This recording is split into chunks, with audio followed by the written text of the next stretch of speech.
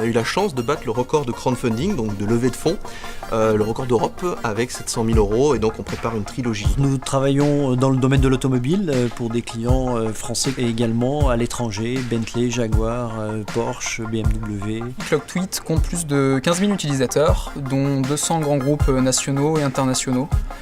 Comme TF1, Énergie. Nous avons à peu près 1600 agences qui utilisent nos services sur toute la France, dom-tom y compris, et qui représentent au global 7000 utilisateurs. Notre principal site est Berceau Magique, qui est un site marchand de produits pour bébés, qui présente un peu plus de 25 000 produits de 350 marques. C'est une équipe pluridisciplinaire de 7 personnes qui a porté sur les 7 dernières années un peu plus de 200 projets web.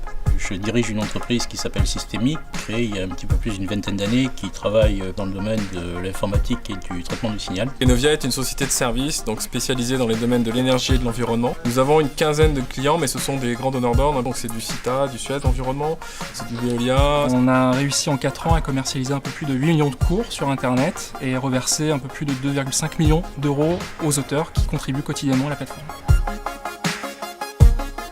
Le label French Tech va permettre à Toulon d'être sous les projecteurs et d'être identifié comme un acteur important dans le domaine du numérique. On a vraiment besoin d'infrastructures et ça a déjà bien commencé. Nous aider à avoir encore plus de structures, peut-être plus de moyens pour se fédérer. Aujourd'hui, Toulon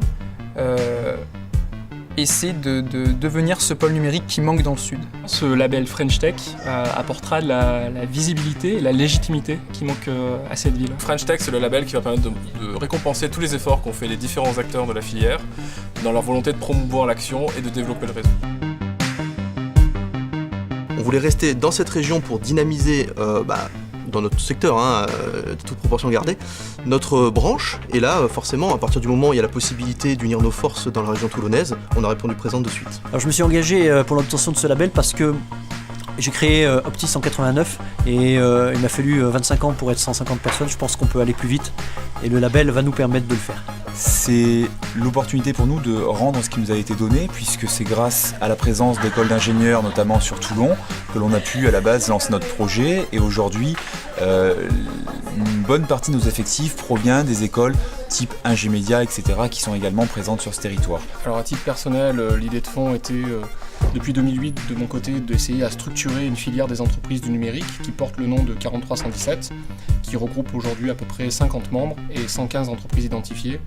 Et mon objectif est de faire connaître en fait ces entreprises et d'être la voix de ces petites entreprises du numérique. C'était quelque chose que je faisais déjà. En fait, ça fait déjà de nombreuses années qu'on était à l'initiative de ces réseaux, de ces regroupements d'entrepreneurs sur l'aire toulonnaise. Et pour moi, c'est quelque chose qui ne peut que dynamiser la ville. Je crois que ça arrive à point nommé pour donner une véritable réalité à des choses qui, depuis des années, sont en train de se construire. J'ai toujours su qu'il y avait du potentiel et je pense qu'il n'y a que les gens dans le coin qui n'y croient pas. Donc nous, c'est pour casser cette image-là, on va montrer qu'il se passe des choses à Toulon et c'est pour ça que je m'engage. Dynamique numérique à Toulon, moi je dirais effervescence. Prometteur. Potentiel. C'est une équipe Ensoleillée. Légitimité. Potentiel. Vertueuse.